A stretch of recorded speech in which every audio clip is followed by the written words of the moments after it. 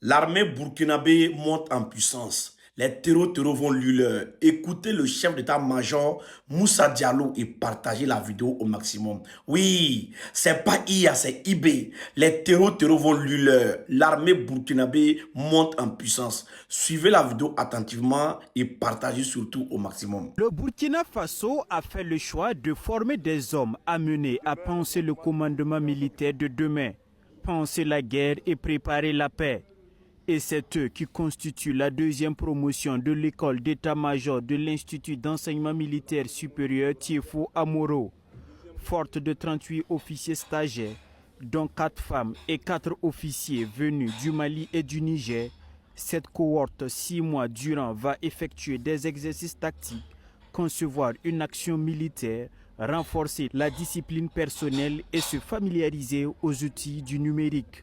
Une formation endogène avec des matières calibrées en prenant en compte tout le rétexte, le retour d'expérience de tout ce qu'on a eu à faire sur le terrain pour amener nos stagiaires à penser la guerre et aller vers la paix. Une formation où on ne part pas à faire du mimétisme, voilà, de ce que nous copions à l'étranger, où nous ne partons pas aussi à l'étranger donner nos connaissances. Voilà, donc tout se fait ici en interne, conformément aux orientations de la hiérarchie. Former une armée d'élite capable de déjouer les pièges de l'ennemi, c'est l'ambition du commandement des forces armées nationales.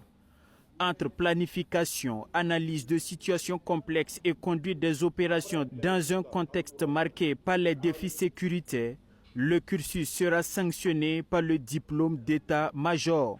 Le volume horaire global de la formation est désormais porté à 1126 heures de formation au lieu de 802.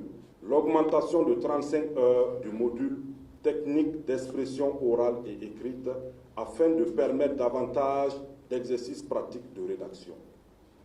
Le renforcement des enseignements en renseignement et logistique avec 35 heures supplémentaires.